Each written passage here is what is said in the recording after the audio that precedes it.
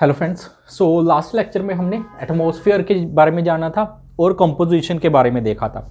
Atmosphere, यहाँ पे जो कंपोजिशन थी उसमें हमने gases, water vapour, dust particle के बारे में पढ़ा था कि अलग अलग यहाँ पे गैसेस, और इसमें हमने क्या देखा था, कार्बन डाइऑक्साइड, ओजोन गैसेस के बारे में देखा था। और भी बहुत सारी गैसेस थी जैसे कि वातावरण में देखने को मिलेगी नाइट्रोजन देखने को मिलेगी, ये देखने को मिलेगी 78.08%। उसके बाद ऑक्सीजन देखने को मिलेगी 20 पॉइंट, ये आपको 90% देखने को मिलेगी, ठीक है, 20.95%, या आप अप्रोक्सीमेटली से 21% भी बोल सकते हैं। उसके बाद आपको आर्गन देखने को मिलेगी 0.93% देखने को मिलेगी, ठीक है, इसे आप अप्रोक्सीमेट 78% बोल सकते हैं, और इसे आप 1% नहीं बोल सकते हैं। क्यों? क्योंकि देखो 78 + 21 99% हो जाएगा। अगर आप इसे 1% बोल दोगे तो 100%, तो ये तीनों हो जाएंगी। तो और गैसेस को हम कहाँ पे एडजस्ट करेंगे, क्लियर है? तो इसलिए इसे 0.93% ही आपको पता होना चाहिए। उसके बाद कार्बन डाइऑक्साइड, ये देखने को मिलेगी 0.036%, ठीक है। तो वातावरण में ये जो गैसेज है आपको इस प्रपोर्शन में, इस कंसंट्रेशन में देखने को मिलेंगी, तो इसी में आपको पता होना चाहिए। ये 4 इंपॉर्टेंट है। उसके बाद और बहुत सारी गैसेज आपको देखने को मिलेंगी, लेकिन यहाँ पे ये 4 ही आपको पता होनी चाहिए। उसके बाद यहाँ पे आज हम स्ट्रक्चर के बारे में बात करेंगे, स्ट्रक्चर ऑफ द एटमॉस्फेयर। तो यहाँ पे स्ट्रक्चर के बारे में देखें तो यहाँ पे जो आपको डेंसिटी और टेम्परेचर, ये दोनों चीज़ यहाँ पे वैरी करती हुई दिखेंगी। डेंसिटी, यहाँ पे धरती की सतह के पास डेंसिटी जो होगी, घनत्व, वो बहुत ज़्यादा होगा। जैसे ही हम ऊपर जाते रहेंगे तो डेंसिटी वो कम होती रहेगी एटमॉस्फेयर में। जैसे कि इस जो धरती है, धरती की सतह के पास यहाँ पे आपको डस्ट पार्टिकल्स बहुत सारे मिलेंगे, गैसेस आपको बहुत सारी मिलेंगी, यहाँ पे बादल बहुत सारे देखने को मिलेंगे, बारिश हो रही है यहाँ पे, और गैसेस यहाँ पे, ठीक है, बहुत कुछ देखने को मिलेगा, जिसके कारण यहाँ पे धरती की सतह पे जो डेंसिटी होगी वो बहुत ज़्यादा होगी। लेकिन जैसे ही हम ऊपर जाएंगे, ऊपर आपको डस्ट पार्टिकल नहीं देखने को मिलेंगे, बादल ऊपर नहीं देखने को मिलेंगे, ठीक है, 6-7 किलोमीटर तक ही बादल देखने को मिलेंगे। उसके बाद यहाँ पे नहीं देखने को मिलेंगे। कुछ हो जाते हैं, जैसे नीचे अगर अंधेरी तूफान चल रहे हैं तो उड़े के यहाँ पे उड़ा के जो बादल होते हैं वो काफ़ी ऊपर तक चले जाते हैं, वो हम आगे समझेंगे क्या स्टोरी है ये सारी, ठीक है। तो यहाँ पे डेंसिटी, जैसे हम ऊपर जाते रहेंगे तो डेंसिटी क्या होती जाएगी, वो कम होती जाएगी। इतना क्लियर हुआ। टेम्परेचर, टेम्परेचर भी जैसे ही हम यहाँ पे ऊंचाई पे जाएंगे तो टेम्परेचर भी क्या होगा, वो भी कम होता जाएगा।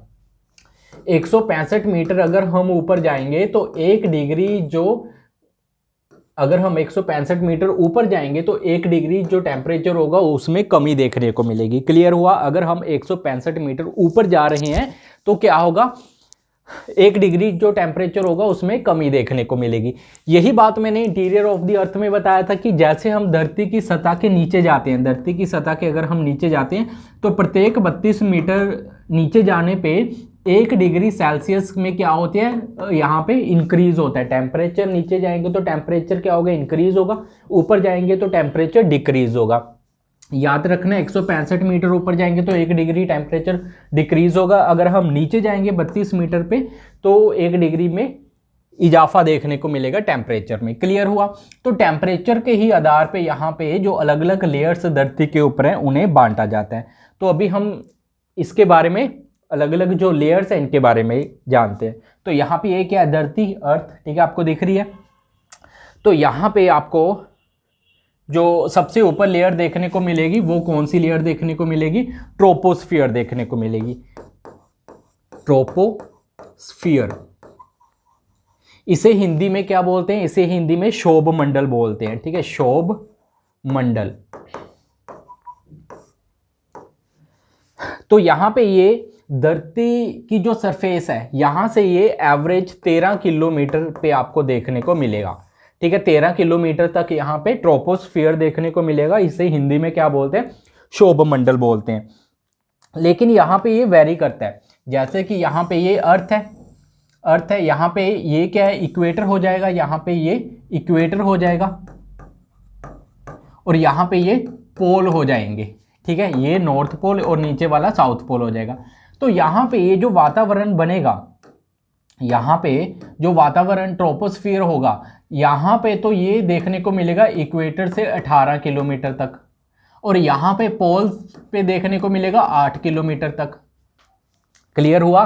तो यहाँ पे इक्वेटर पे 18 किलोमीटर तक इसकी लेयर देखने को मिलेगी ट्रोपोस्फियर की, और पोल्स पे ये 8 किलोमीटर तक देखने को मिलेगा। ये रीज़न था, मैंने लास्ट में भी आपको बताया था।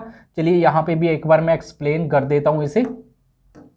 तो यहाँ पे ये आपको जो देखने को मिलेगा ट्रॉपिक ऑफ कैंसर, यहाँ पे ये जो रेखा देखने को मिलेगी ट्रॉपिक ऑफ कैप्रिकॉर्न देखने को मिलेगा। जो सूरज होता है वो कहाँ पे देखने को मिलेगा? वो हमेशा ट्रॉपिक ऑफ कैंसर और कैप्रिकॉर्न यहीं पे मूव करता है। जो सूरज होता है वो कैंसर और कैप्रिकॉर्न के बीच में यहाँ पे मूव करता है, जिसके कारण क्या होगा कि यहाँ की जो हवा होगी, जो यहाँ की जो हवा होगी वो क्या हो जाएगी? गर्म हो जाएगी। यहाँ की हवा एक कैंसर और कैप्रिकॉर्न के बीच में जो हवा होगी गर्म हो जाएगी। गर्म हो जाएगी तो हल्की हो जाएगी। हल्की होने के कारण वो हवा ऊपर उठने लगेगी। तो यहाँ पे जो हवा होगी वो ज़्यादा ऊपर तक उठती हुई दिखेगी। लेकिन दूसरी तरफ अगर हम पोल्स में देखें तो जो सूरज है, सूरज तो यहाँ पे मूव कर रहा है कैप्रिकॉर्न और कैंसर के बीच में। तो यहाँ पे जो सूरज की किरणें यहाँ पे पड़ेंगी वो क्या पड़ेंगी? तिरछी किरणें पड़ेंगी। तो यहाँ पे सूरज की रोशनी इतनी ज़्यादा नहीं पहुँच पाएगी पोल्स के ऊपर, तो जिस कारण यहाँ की जो हवाएं होती हैं वो ठंडी होती है। ठंडी होने के बावजूद वो ज़्यादा ऊपर तक नहीं उठ पाती।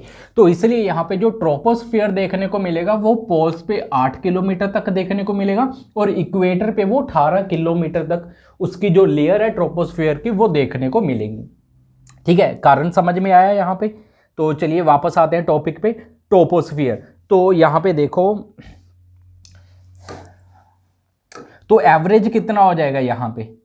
यहाँ पे ये 18 किलोमीटर है और यहाँ पे ये 8 किलोमीटर है। यहाँ पे दो टर्म्स है तो 2 से डिवाइड करेंगे, एवरेज हम इसी प्रकार से निकलते हैं। 18 और 8 कितना हो जाएगा? 26 हो जाएगा। 2 से डिवाइड करेंगे कितना आ जाएगा? 13 किलोमीटर। ठीक है, तो यहाँ पे एवरेज कितना हो जाएगा ट्रोपोस्फियर का? वो हम 13 किलोमीटर लेके चलते हैं। ठीक है, क्लियर हुआ? यहीं पे आपको सारी गतिविधियां देखने को मिलेंगी। क्या क्या देखने को मिलेगा यहाँ पे? जैसे कि अगर डस्ट पार्टिकल्स होंगे वो भी आपको यहीं पे देखने को मिलेंगे। जो गैसेस होंगी, ठीक है, यहाँ पे जो डस्ट पार्टिकल्स होंगे यहीं पे देखने को मिलेंगी। गैसेस यहीं पे देखने को मिलेंगे। अगर यहाँ पे बादल देखने को मिलेंगे,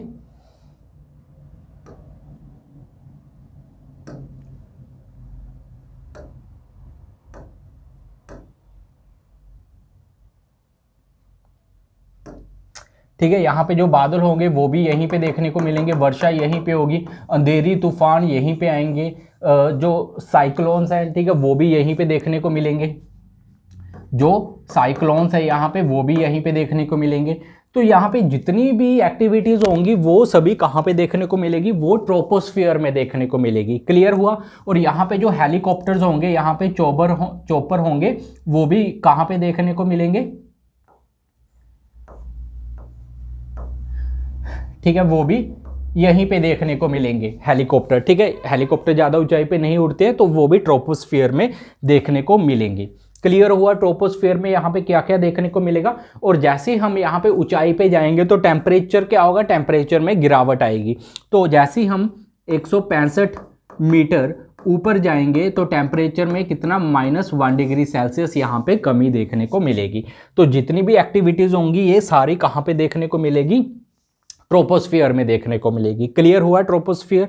तो उसके बाद हम यहाँ पे जो टेम्परेचर ग्राफ है ये भी हम साथ साथ में बनाते रहेंगे। जैसे हम एक एक लेयर समझते रहेंगे तो आपको आसानी रहेगी। तो यहाँ पे आपने क्या करना है? यहाँ पे आपने टेम्परेचर लेना है। तो और यहाँ पे टेम्परेचर डिग्री सेल्सियस में, ठीक है, 0 डिग्री, 20 डिग्री, 40 डिग्री और यहाँ पे माइनस में। और यहाँ पे हमने ऊंचाई लेनी है। एल्टीट्यूड को क्या बोलते हैं? हाइट, ऊंचाई बोलते हैं। किलोमीटर में लेंगे 10 किलोमीटर, 50 किलोमीटर, 80 किलोमीटर, 400 किलोमीटर, सो ऊपर ऐसे चलता रहेगा। तो सबसे पहले अभी हमने ट्रोपोस्फियर के बारे में देखा। ट्रोपोस्फियर तो धरती की सतह पे जो टेम्परेचर, एवरेज टेम्परेचर देखने को मिलेगा वो कितना देखने को मिलेगा आपको? लगभग 20 डिग्री। ठीक है, 20 डिग्री देखने को मिलेगा। और यहाँ पे जो टेम्परेचर होता है ये ऊपर तक, ट्रोपो जो स्फीयर है यहाँ तक पहुँचते पहुँचते कितना हो जाता है? यहाँ पे ये आपको देखने को मिलेगा। जैसे यहाँ पे ये जो ट्रोपोस्फियर है यहाँ पे पहुँचते पहुँचते यहाँ पे जो टेम्परेचर आपको -80 डिग्री सेल्सियस देखने को मिलेगा और यहाँ पे -45 डिग्री सेल्सियस देखने को मिलेगा। क्लियर हुआ? जैसे हम ऊंचाई पे जा रहे हैं टेम्परेचर में गिरावट आएगी, तो यहाँ पे -80 डिग्री सेल्सियस देखने को मिलेगा और यहाँ पे -45 डिग्री सेल्सियस। तो दोनों का अगर हम एवरेज निकालेंगे 80 और 45, 125 डिवाइडेड बाई 2 अप्रोक्सीमेट -60 डिग्री। तो यहाँ पे टेम्परेचर में जो गिरावट देखने को मिलेगी, कितना देखने को मिलेगी, -60 डिग्री तक चला जाएगा। क्लियर हुआ? तो यहाँ पे हम रेड कलर से बनाते हैं इसे। तो 20 डिग्री से जैसे ही हम जाएंगे, ये कहाँ पर जाएगा, ये टेम्परेचर जाएगा -60 डिग्री तक। क्लियर हुआ? तो यहाँ पे टेम्परेचर में क्या होगी, गिरावट होगी। 20 डिग्री से वो आगे किस में जा रहा है, नीचे की ओर गिरता जाएगा जैसे वो ऊंचाई पे जाता रहेगा। ठीक है, इतना समझ में आया? तो चलिए अभी हम नेक्स्ट मूव करते हैं।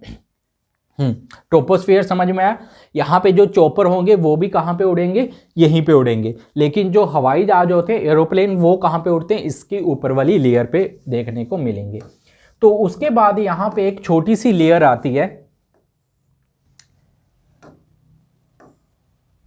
एक छोटी सी आपको लेयर देखने को मिलेगी।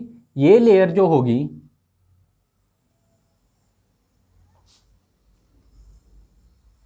इसे बोलते हैं ट्रोपोपॉज। इसे क्या बोलते हैं यहाँ पे, ट्रोपोपॉज। ये वाली जो लेयर है इसे ट्रोपोपॉज। हिंदी में क्या बोलेंगे इसे, हिंदी में शोभ सीमा, हिंदी में शोभ सीमा बोलेंगे। क्लियर हुआ? ट्रोपोपॉज बोलेंगे। ये इसकी यहाँ पे जो देखने को मिलेगा, क्या देखने को मिलेगा, ये 1.5 किलोमीटर तक देखने को मिलेगा। ये 1.5 किलोमीटर तक आपको देखने को मिलेगा।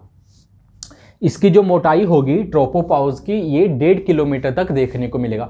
यहाँ पे जो टेम्परेचर देखने को मिलेगा वो कांस्टेंट देखने को मिलेगा। और इसके बाद यहाँ पे नेक्स्ट क्या आ जाएगी लेयर, स्ट्रेटोस्फियर आ जाएगी। नेक्स्ट यहाँ पे आपको देखने को मिलेगा स्ट्रेटोस्फियर। ठीक है, यहाँ पे टेम्परेचर क्यों कांस्टेंट होता है वो भी अभी मैं एक्सप्लेन करता हूँ। नेक्स्ट यहाँ पे आपको स्ट्रेटोस्फियर देखने को मिलेगी। स्ट्रेटोस्फियर, इसे हिंदी में समताप मंडल कहते हैं, समताप मंडल कहते हैं। और यहाँ पे जो टेम्परेचर होगा वो इंक्रीज करने लग जाएगा। ठीक है, यहाँ पे टेम्परेचर क्या हो रहा था, डिक्रीज हो रहा था। यहाँ पे टेम्परेचर क्या हो जाएगा, स्ट्रेटोस्फियर में वो इंक्रीज होने लग जाएगा। क्यों? क्योंकि यहाँ पे देखो, यहाँ पे आपको क्या देखने को मिलेगा, यहाँ पे आपको ओजोन लेयर देखने को मिलेगी।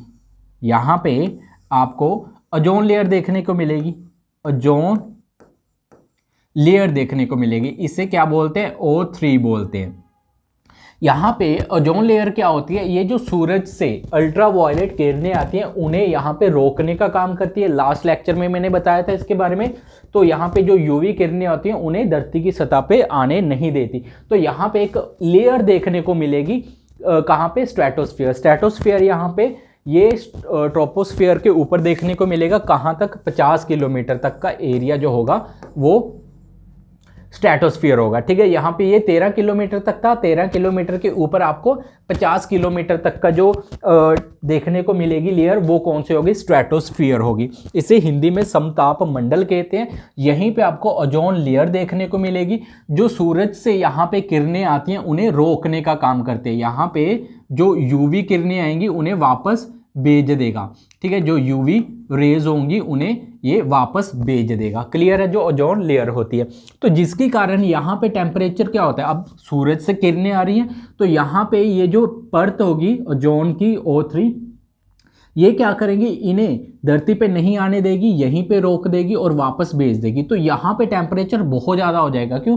क्योंकि सूरज की जो किरणें वो यहाँ पे बहुत ज़्यादा यहाँ पे आएंगी, यूवी किरणें। तो जिस वजह से यहाँ पे ये क्या कर लेंगी, उन्हें अब्जॉर्ब कर लेंगी या उन्हें वापस भेज देंगी। तो यहाँ का जो टेम्परेचर होगा उसमें क्या होगा, यहाँ का जो टेम्परेचर होगा उसमें ये इंक्रीज होने लग जाएगा। क्लियर हुआ? यहाँ का जो टेम्परेचर होगा वो क्या हो जाएगा, इंक्रीज होने लग जाएगा ओजोन लेयर के कारण, क्योंकि यहाँ पे सूरज की किरणों को ये रोक रहा है। ठीक है। तो ओजोन यहाँ पे ये 30 से 40 किलोमीटर के बीच में यहाँ पे एक लेयर देखने को मिलेगी। तो यहाँ पे 30 से लेके 40 किलोमीटर के बीच में एक ओजोन की लेयर देखने को मिलेगी जो सूरज की किरणों को रोकता है, जिसकी वजह से यहाँ पे टेम्परेचर ये बढ़ जाता है। क्लियर हुआ। और यहीं पे आपको क्या देखने को मिलेगा, यहीं पे आपको जो एरोप्लेन देखने को मिलेंगे, यहीं पे आपको क्या देखने को मिलेंगे, एरोप्लेन देखने को मिलेंगे। ठीक है। तो जो एरोप्लेन यहाँ पे उड़ते हैं वो भी कहाँ पे होंगे, वो भी यहीं पे होंगे। अब जैसे यहाँ से जो एरोप्लेन धरती की सतह से जैसे जाएंगे, वो आपने देखा होगा वो ऊपर की तरफ जाते हैं, ऊपर की तरफ जाते हैं। क्योंकि यहाँ पे क्यों नहीं जाएंगे, क्योंकि यहाँ पे आपको डस्ट पार्टिकल, गैसेस, यहाँ पे बादल बन रहे हैं, बारिश हो रही है, अंधेरी, तूफान। तो यहाँ पे इसलिए ये जो जहाज होते हैं यहाँ पे बड़े बड़े, ये कहाँ पे चलते हैं, ये ऊपर स्ट्रेटोस्फीयर में, स्ट्रेटोस्फीयर की जो नीचे वाली लेयर है ना, यहाँ पे जाते हैं। समटाइम्स यहाँ पे क्या होता है कि जैसे ये अंधेरी तूफान आ रहे हैं तो ये जो बादल उड़ के कहाँ पे चले जाते हैं, स्ट्रेटोस्फीयर की जो नीचे वाली लेयर है यहाँ पे चले जाते हैं, जिसके कारण यहाँ पे जो ये एरोप्लेन होते हैं ये थोड़े ऊपर उड़ने लग जाते हैं। अदरवाइज अगर ये बादलों के बीच में से जाएंगे ना तो जहाज में हिलने की आवाज़ जैसे आती है, तो यहाँ पे जहाज हिलने लग जाता है। ठीक है। तो इसलिए यहाँ पे ये क्या करते हैं, थोड़ा ऊपर यहाँ पे, और यहाँ पे वातावरण बिल्कुल साफ होगा और यहाँ पे कोई पंछी नहीं होंगे, यहाँ पे कोई बादल नहीं होंगे, कोई कुछ नहीं होगा। जैसे ही कोई जहाज में बैठेगा तो वो नीचे देखेगा कि हाँ यहाँ पे बादल कितने सारे नीचे हैं यहाँ पे। ठीक है। बिजली कड़क रही है, अंधेरी, तूफान, तो यहाँ पे देख सकते हैं आसानी से। ठीक है। खिड़की से, ऐसे नहीं है कि आप बाहर जाके यहाँ पे खड़े होगे कि देखें कि नीचे क्या हो रहा है। क्लियर है। ऊपर यहाँ पे जो टेम्परेचर होता है वो क्या होता है, बहुत ही ज़्यादा कम होता है। अब जैसे कि यहाँ पे जब वो अफगानिस्तान वाला आपने किस्सा सुना होगा ना, अभी जो आतंकवादियों ने यहाँ पे कब्जा कर लिया था यहाँ पे तालिबानियों ने, तो वो क्या हुआ था उस समय में, यहाँ पे बहुत सारे जो लोग थे वो भाग रहे थे दूसरी कंट्रीज में। अब यहाँ पे जगह भी नहीं थी यहाँ पे, तो वो क्या कर रहे थे, जहाज़ों के ऊपर चढ़ के जा रहे थे। अब यहाँ पे देखो जैसे हम ऊपर जाते हैं इतना टेम्परेचर -60 डिग्री तक चला गया था यहाँ पे। ठीक है। तो इससे भी ज़्यादा, तो इतना ज़्यादा माइनस में गिरावट आ जाती है। अब अगर जैसे ही हम ऊपर जाएंगे तो बचना क्या है, वहाँ पे बिल्कुल भी मुमकिन नहीं है, तो वो डेफिनेटली मरेंगे। तो टेम्परेचर बहुत ज़्यादा गिरावट देखने को मिलती है। क्लियर हुआ। यहाँ पे जो जहाज होते हैं वो सारे कहीं पे उड़ेंगे, यहाँ पे उड़ेंगे, यहाँ पे टेम्परेचर क्या होगा, बढ़ेगा। लेकिन यहाँ पे ये जो ट्रोपोपाउस है 1.5 किलोमीटर की लेयर देखने को मिलेगी, यहाँ पे टेम्परेचर क्या होगा, कांस्टेंट देखने को मिलेगा। यहाँ पे टेम्परेचर में कोई गिरावट नहीं देखने को मिलेगी। इसके पीछे कारण क्या है, अब यहाँ पे देखो टेम्परेचर ट्रोपोस्फियर में क्या था, ट्रोपोस्फियर में टेम्परेचर कम हो रहा था, स्ट्रेटोस्फियर में टेम्परेचर बढ़ रहा है ओजोन लेयर की वजह से। ठीक है। यहाँ पे किरणों को रोक रहा है क्योंकि इसलिए, तो जिसके कारण यहाँ पे ये वाली जो लेयर 1.5 किलोमीटर वाली लेयर देखने को मिलेगी ट्रोपोपाउस, यहाँ पे टेम्परेचर कांस्टेंट होगा। कारण समझो, जैसे मान लो यहाँ पे एक ये चीज़ है यहाँ पे। ठीक है। एक यहाँ पे फोर्स यहाँ से लग रही है, ये इसे आगे की ओर धकेल रहा है। ठीक है। यहाँ पे आगे मूव करेगा ही करेगा।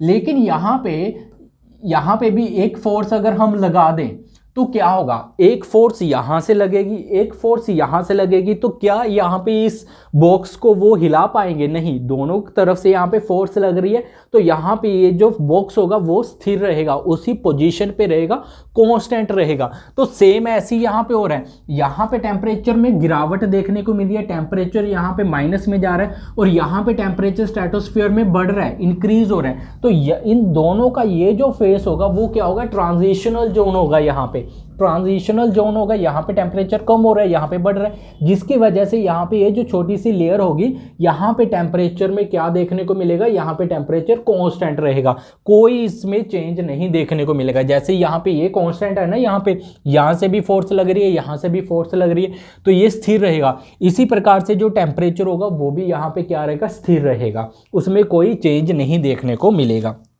क्लियर हुआ। तो चलिए अभी हम यहाँ पे चलते हैं। अभी यहाँ पे आपको एक लेयर देखने को मिलेगी। लेयर में क्या होगा, यहाँ पे इसे हम इसी से बना लेते हैं या ब्लैक कलर से बना लेते हैं। चलिए, तो यहाँ पे एक आपको लेयर देखने को मिलेगी। ये जो लेयर होगी इसे क्या बोला जाएगा, यहाँ पे ट्रोपोपाउस बोला जाएगा। ठीक है। यहाँ पे ये क्या है, ट्रोपोपाउस। पाउज मतलब यहाँ पे रुक गया, ठीक है, इसे यहाँ पे शोभ सीमा, शोभ सीमा बोलेंगे। क्लियर हुआ। तो यहाँ पे जो टेम्परेचर होगा उसमें क्या होगा, यहाँ पे कांस्टेंट होगा। चलिए यहाँ पे टेम्परेचर को हम कांस्टेंट कर देते हैं। क्लियर हुआ, टेम्परेचर कांस्टेंट होगा। उसके बाद जैसे हम स्ट्रेटोस्फीयर में जाएंगे टेम्परेचर में क्या होगा, यहाँ पे इंक्रीज होगा। चलिए टेम्परेचर को यहाँ पे वो कहाँ तक चला जाएगा, 0 डिग्री तक यहाँ पे देखने को मिलेगा। तो टेम्परेचर यहाँ पे क्या हो जाएगा, बढ़ जाएगा। इतना क्लियर हुआ। चलिए वापस आते हैं। अब इसके बाद यहाँ पे ऊपर आपको एक लेयर देखने को मिलेगी जिसे क्या बोला जाएगा, यहाँ पे स्ट्रेटोपाउस। जैसे यहाँ पे ट्रोपोपाउस था तो यहाँ पे भी क्या देखने को मिलेगी, एक लेयर देखने को मिलेगी। इसे क्या बोला जाएगा, यहाँ पे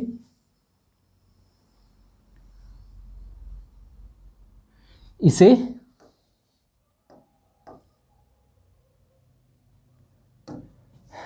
स्ट्रेटोपाउस,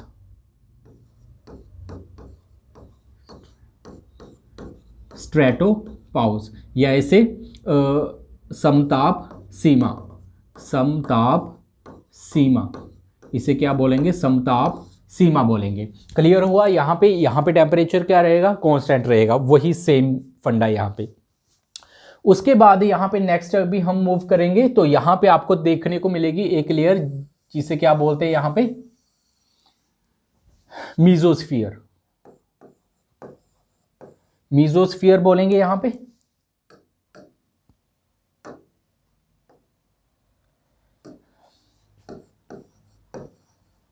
मीजो या इसे हिंदी में क्या बोलते हैं, मध्य, मध्य मंडल।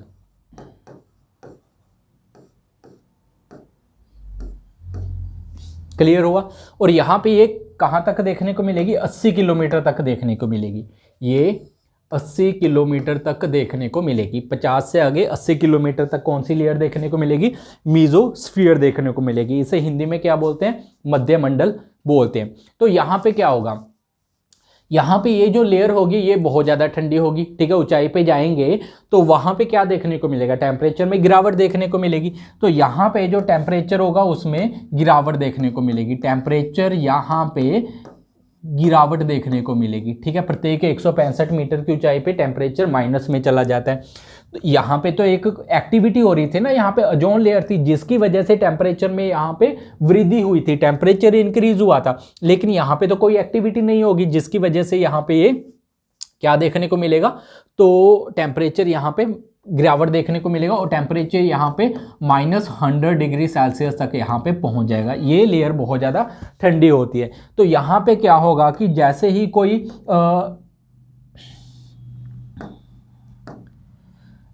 जो मिट्योर्स होते हैं, ठीक है, मिट्योर्स यहाँ पे क्या होते हैं, जो उल्का होते हैं, ठीक है। यहाँ पे जो उल्का होते हैं वो क्या होते हैं, अगर तो उल्का होते हैं, अगर वो यहाँ पे आते हैं धरती की सतह पे तो यहाँ पे वो बर्न अप हो जाते हैं, यहाँ पे ख़त्म हो जाते हैं। क्यों, क्योंकि यहाँ पे जो मिट्योर्स होंगे ये क्या होंगे, चट्टाने होंगे, आग के टुकड़े होंगे। जैसे ये आग के टुकड़े यहाँ पे आएंगे जिन्हें हम चमकता हुआ तारा या शूटिंग स्टार बोलते हैं, ये क्या होते हैं, मिट्योर्स होते हैं, आग के गोले होते हैं। जैसे ये मीसोस्फीयर में आ जाएंगे, ये जल रहे हैं लेकिन ये क्या है, -100 डिग्री सेल्सियस, बहुत ज़्यादा ठंडा है, तो जिसकी वजह से ये बिल्कुल ही ख़त्म हो जाएंगे। जो मिट्योर्स होंगे यहाँ पे वो क्या हो जाएंगे, ख़त्म हो जाएंगी, ठीक है। यहाँ पे ये जो मिट्योर्स होंगे यहाँ पे जल रहे हैं, यहाँ पे ये क्या हो जाएंगे, ख़त्म हो जाएंगी, ठीक है। मिट्योर्स ये ख़त्म हो जाएंगे इस लेयर में। तो मीसोस्फीयर समझ में आया यहाँ पे क्या होता है, मध्य मंडल। टेम्परेचर इसमें बहुत ज़्यादा गिरावट देखने को मिलेगी क्योंकि कोई एक्टिविटी नहीं देखने को मिलेंगी। अगर मिट्योर्स वगैरह कोई भी आ रहे होते हैं वो यहीं पे बर्न अप हो जाते हैं, यहीं पे जल जाते हैं। तो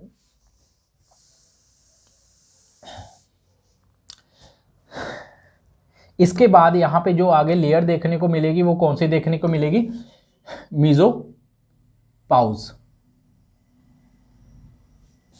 ठीक है। तो यहाँ पे जो लेयर देखने को मिलेगी, कौन सी लेयर देखने को मिलेगी, मीसोपाउस देखने को मिलेगी। अगेन यहाँ पे जो टेम्परेचर होगा उसमें भी क्या देखने को मिलेगा, उसमें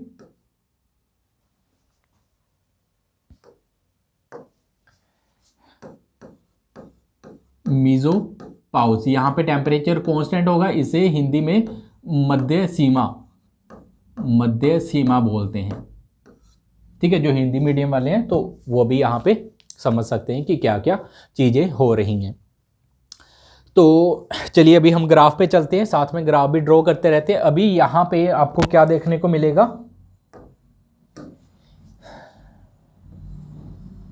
स्ट्रेटोपाउस देखने को मिलेगा। तो यहाँ पे स्ट्रेटोपाउस देखने को मिलेगा। इसे हिंदी में क्या बोलते हैं, इसे हिंदी में समताप सीमा बोलते हैं।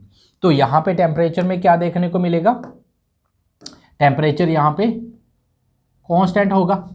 तो कांस्टेंट होगा। आगे मीसोस्फीयर है, मीसोस्फीयर में टेम्परेचर क्या होगा, वो माइनस में जाएगा। यहाँ पे टेम्परेचर क्या हो जाएगा, डिक्रीज होएगा जैसे ही हम ऊंचाई पे जाएंगे। क्लियर हुआ।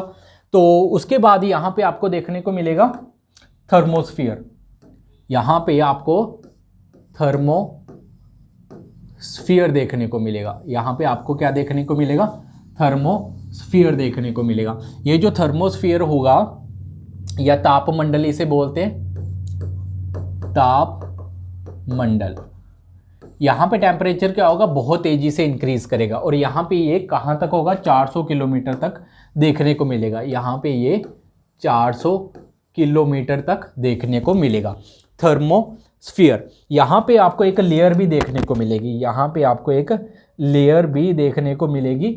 ये जो लेयर होगी, यहाँ पे ये जो लेयर होगी, यहाँ पे क्या होंगे, बहुत सारे आयंस, चार्ज पार्टिकल होंगे। यहाँ पे बहुत सारे चार्ज पार्टिकल होंगे। ठीक है, यहाँ पे ये क्या होगा, आइनोस्फीयर। आइनोस्फीयर, इसे हिंदी में भी आइनोस्फीयर कहेंगे। यहाँ पे चार्ज पार्टिकल होंगे। जैसी सूरज की यहाँ पे रोशनी आएगी, ये जो चार्ज पार्टिकल, ठीक है, यहाँ पे आयंस होते हैं, ये सारे क्या होते हैं, चार्ज हो जाते हैं यहाँ पे, जिसकी वजह से ये लेयर बहुत ज़्यादा गर्म देखने को मिलेगी। ठीक है, थर्मो मतलब ताप, तो इसलिए यहाँ पे आइनोस्फीयर की एक लेयर होती है। यहाँ पे जैसे सूरज की रोशनी आती है तो ये गर्म हो जाती है, तो यहाँ पे ये बहुत ज़्यादा गर्म देखने को मिलेगी। क्लियर हुआ। तो आइनोस्फीयर। यहाँ पे आपको क्या देखने को मिलेगा, यहाँ पे आपको इंटरनेशनल स्पेस स्टेशन देखने को मिलेगा।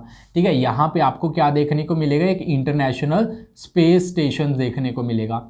इंटरनेशनल स्पेस स्टेशन देखने को मिलेगा। और यहाँ पे आपको क्या देखने को मिलेंगे, सैटेलाइट्स भी देखने को मिलेंगे। ये सैटेलाइट्स बना देते हैं हम, जितने भी सैटेलाइट्स छोड़े जाते हैं वो सारे यहीं पे छोड़े जाते हैं। ठीक है, सैटेलाइट्स क्या होते हैं, सैटेलाइट्स यहाँ पे होते हैं कि हम धरती से अगर कोई भी इंफॉर्मेशन चाहिए होती है, जैसे कि हमने किसी पर्टिकुलर एरिया में फ़ोटो जैसे लेनी है, इमेजेस लेनी है, तो इमेजेस के लिए कुछ सैटेलाइट्स ऊपर छोड़े जाते हैं जो धरती की सतह पे यहाँ पे इमेजेस यहाँ पे खींच के भेजते रहते हैं।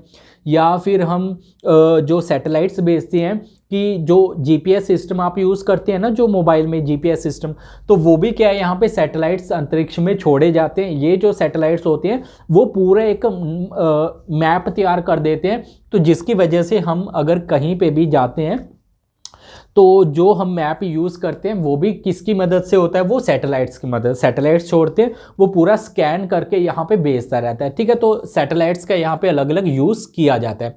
तो ये क्या हो जाएगा, यहाँ पे सैटेलाइट्स हो जाएगा, सैटेलाइट। यहाँ पे ये क्या हो जाएगा, इंटरनेशनल स्पेस स्टेशन। ठीक है, इंटरनेशनल स्पेस स्टेशन क्या होता है, चलिए यहाँ पे ये भी हम समझ लेते हैं। तो इंटरनेशनल स्पेस स्टेशन, यहाँ पे ये अंतरिक्ष में आपको जो थर्मोस्फीयर है यहाँ पे देखने को मिलेगा।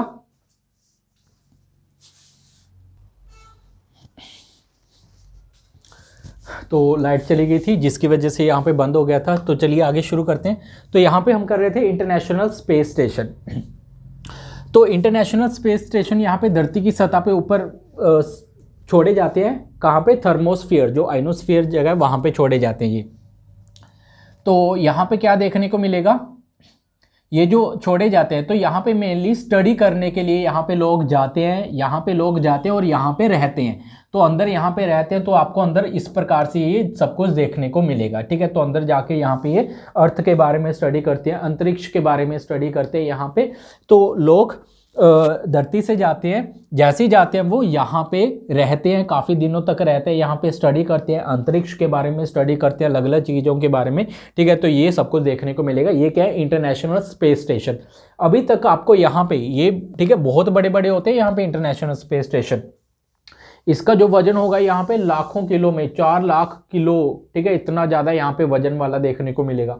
तो यहाँ पे लोग रहते हैं। यहाँ पे ये सोलर पैनल लगे हुए हैं जिससे सूरज की रोशनी से यहाँ पे ये क्या करते हैं, तो ये सारा काम करता है यहाँ पे, ठीक है, बिजली वगैरह उत्पन्न होती है, जो भी ये सब कुछ काम करना होता है। तो इस प्रकार से यहाँ पे इंटरनेशनल स्पेस स्टेशन, तो यहाँ पे लोग जाते हैं, अलग अलग देशों के, यहाँ पे रहते हैं, काम करते हैं, अंतरिक्ष के बारे में स्टडी करते हैं। तो अब तक यहाँ पे 2 स्पेस स्टेशन आपको देखने को मिलेंगे जो थर्मोस्फीयर में छोड़े जा चुके हैं। एक तो इंटरनेशनल स्पेस स्टेशन हो गया और एक चाइना के द्वारा छोड़ा गया है, क्या नाम है उसका, शियांग, पता नहीं, थियांग स्पेस स्टेशन, कुछ ऐसा नाम है, ठीक है। तो अब तक 2 स्पेस स्टेशन यहाँ पे अंतरिक्ष में छोड़े गए हैं। ये इंटरनेशनल स्पेस स्टेशन। तो यहाँ पे ये काफ़ी देशों के साथ कोलैबोरेट करके यहाँ पे ये अंतरिक्ष में छोड़ा गया है। तो जैसे कि यूएसए हो गया, जापान हो गया, फ्रांस हो गया, ठीक है। तो अलग अलग देशों के द्वारा कोलैबोरेट करके यहाँ पे ये अंतरिक्ष में छोड़े गए हैं। तो यहाँ पे 2 स्पेस स्टेशन आपको देखने को मिलेंगे। ऑर्बिट्स के बारे में देखो, यहाँ पे ये जैसे ऑर्बिट्स जो होते हैं ये धरती की लोअर ऑर्बिट में छोड़े जाते हैं, अलग अलग इंफॉर्मेशन यहाँ पे जुटाने के लिए, ठीक है, थर्मोस्फीयर में।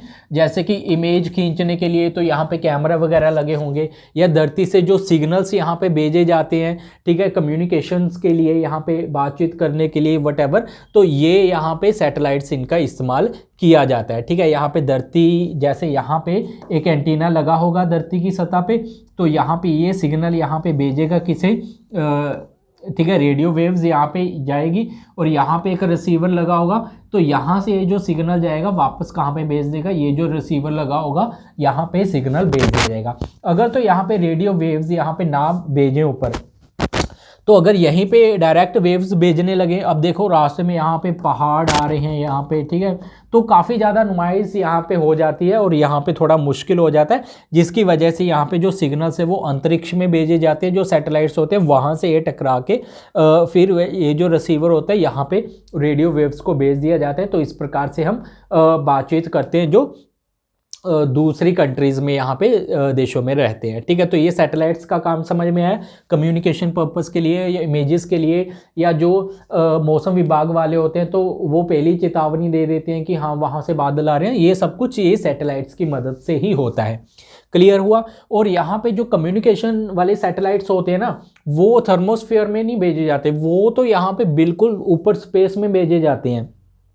स्पेस में आपको कहाँ पे देखने को मिलेंगे, जियो स्टेशनरी सैटेलाइट्स जो होते हैं ना, वो धरती की सतह से 36,000 किलोमीटर ऊपर भेजे जाते हैं। अभी हम यहाँ पे जो थर्मोस्फीयर की बात कर रहे हैं, ये धरती से 80 से लेके 400 किलोमीटर ऊपर है यहाँ पे, लेकिन जो जियो स्टेशनरी सैटेलाइट्स होते हैं, कम्युनिकेशन सैटेलाइट्स, वो 36,000 किलोमीटर ऊपर पहुँचाए जाते हैं। जैसे वो पहुँचाए जाते हैं, अगर जिस पोजीशन पे वो सैटेलाइट यहाँ पे धरती की सतह पे होगा, तो वो वैसे ही घूमेगा जैसे यहाँ पे धरती घूमेगी। जैसे मान लो कि आज यहाँ पे कोई सैटेलाइट, जियो स्टेशनरी सैटेलाइट ऑर्बिट में छोड़ा गया 36,000 किलोमीटर ऊपर, अगर तो वो मेरे सिर के ऊपर है, मैं जहाँ पे भी जाऊँ तो वो वहीं पे रहेगा, क्यों, धरती घूम रही है, धरती के साथ वो भी घूम रहा है, ठीक है। तो वो उसी प्रकार से यहाँ पे देखने को मिलेगा। क्लियर हुआ। तो यहाँ पे ये डायग्राम देखो, ये जो यहाँ पे देखने को मिलेंगे इक्वेटर से यहाँ पे ये जो दूर देखने को मिलेंगे जियो स्टेशनरी सैटेलाइट्स अलग अलग कंट्रीज के द्वारा छोड़े गए हैं। जैसे कि यहाँ पे रशिया के द्वारा छोड़ा गया है, ठीक है, यूएसए के द्वारा। तो यहाँ पे भारत के भी देखने को मिलेंगे, जैसे इनसैट 3D हो गया, ठीक है, और यहाँ पे ये इनसैट, तो ये भारत के द्वारा भी जियो स्टेशनरी सैटेलाइट्स हैं यहाँ पे जो 36,000 किलोमीटर ऊंचाई पे छोड़े गए हैं। बाकी ये जो छोटे मोटे सैटेलाइट्स होते हैं ये थर्मोस्फीयर में ही 80 से जो 400 किलोमीटर वाला एरिया वहाँ पे छोड़े जाते हैं। क्लियर हुआ। तो आई होप आपको यहाँ पे इतना समझ में आया होगा। तो चलिए अभी हम वापस मूव करते हैं। यहाँ पे जो मैंने डायग्राम बनाई थी, ठीक है, लाइट चली गई थी यहाँ पे जिस वजह से वो इरेज हो चुकी है। तो थर्मोस्फीयर मैंने बता दिया था यहाँ पे, ठीक है, क्या क्या देखने को मिलेगा। और थर्मोस्फीयर में यहाँ पे अरोराज भी देखने को मिलेंगे। अरोरा क्या होता है यहाँ पे, अरोरा यहाँ पे एक लाइट यहाँ पे होती है, चमकीली लाइट होती है, जो सूरज की किरणें यहाँ पे जो होती है ना वो यहाँ पे दिखती है कहाँ पे, थर्मोस्फियर में। थर्मोस्फियर जैसे यहाँ पे अर्थ है, अर्थ से ऊपर भी देखने को मिलेंगी, अर्थ के नीचे भी देखने को मिलेंगी ये जो सूरज की लपटें होती हैं, सूरज की जो लपटें होती हैं, इन्हें क्या बोला जाता है? अगर तो ये ऊपर होंगी तो इन्हें ऑरोरा बोरियोलिस, बोरियोलिस बोला जाएगा। अगर तो ये नीचे होंगी तो ऑरोरा ऑस्ट्रोलिस, ठीक है, कुछ ऐसा नाम है, ऑस्ट्रोलिस, ऑस्ट्रेलिस। तो यहाँ पे याद रख सकते हैं, यहाँ पे ऑस्ट्रेलिया नीचे है तो ऑस्ट्रोलिस नीचे बनेगा, बोरोलिस जो होगा अरोरा वो ऊपर बनेगा। तो ये किस प्रकार के होते हैं ये भी दिखा देते हैं। ये देखो अंतरिक्ष में ऐसे ग्रीन लाइट है आपको देखने को मिलेगी, चमकीली टाइप, ठीक है। ये क्या है? सूरज की लपटें है, जो कहाँ पे देखने को मिलेगी? थर्मोस्फियर में देखने को मिलेगी। तो इस प्रकार से ये अरोराज होते हैं, ठीक है। तो चलिए अभी हम नेक्स्ट मूव करते हैं। उसके बाद आपको जो टेम्परेचर यहाँ पे क्या होगा? लगातार यहाँ पे बढ़ता रहेगा। क्यों? क्योंकि यहाँ पे चार्ज्ड पार्टिकल है। चार्ज्ड पार्टिकल होने की वजह से यहाँ पे ये जो टेम्परेचर होगा वो बहुत ज़्यादा गर्म देखने को मिलेगा, ठीक है। रेडियो वेव्स यहाँ पे जो धरती पे भेजी जाती है ना, वो यहीं पे भेजी जाती है। यहाँ पे जो चार्ज्ड पार्टिकल होते हैं वो यहाँ पे टकरा के यहीं से वापस धरती पे मुड़ जाती है, ठीक है। तो यहाँ तक रेडियो वेव्स जाती हैं, थर्मोस्फियर तक। तो उसके बाद हम एक्सोस्फीयर, लास्ट वाली है, 400 किलोमीटर के ऊपर यहाँ पे एक्सोस्फीयर देखने को मिलेगी। एक्सोस्फीयर मतलब बाहरली मंडल, ठीक है। तो ये देखने को मिलेगा। यहाँ पे ये इसकी डेंसिटी बिल्कुल ही हल्की होगी यहाँ पे, क्योंकि गैसेस वगैरह नहीं होगी। और यहाँ पे हाइड्रोजन, हीलियम गैसेस, यहाँ पे हल्की गैसेस पाई जाएंगी जो आगे अंतरिक्ष में चली जाएंगी, ठीक है। तो इतनी ज़्यादा यहाँ पे एक्सोस्फीयर की स्टडी आगे नहीं हो पाई है, क्योंकि जैसे रेडियो वेव से भी अगर जानकारी मिलती है तो वो कहाँ तक जाती है? सिर्फ थर्मोस्फियर तक ही जाती है। अगर थर्मोस्फियर को भी पार करके रेडियो वेव्स को पहुंचाना है तो बहुत ज़्यादा फ्रीक्वेंसी की वेव्स यहाँ पे भेजी जाएंगी। तो हम फिजिक्स में देखेंगे वेव्स का यहाँ पे टॉपिक का कोई रोल नहीं है। क्लियर हुआ? तो आगे जो टेम्परेचर होगा वो क्या होगा? वो बढ़ता ही जाएगा। तो ये चार्ट बहुत ज़्यादा जरूरी है, क्रैमिंग बिल्कुल भी नहीं करनी है। जस्ट आप लोगों ने जो कॉन्सेप्ट है उन्हें प्रैक्टिकली समझना है कि क्या होते हैं। क्लियर हुआ यहाँ पे? तो कुछ रहा या नहीं रहा? हाँ, यहाँ पे एक चीज़ और देख लेते हैं।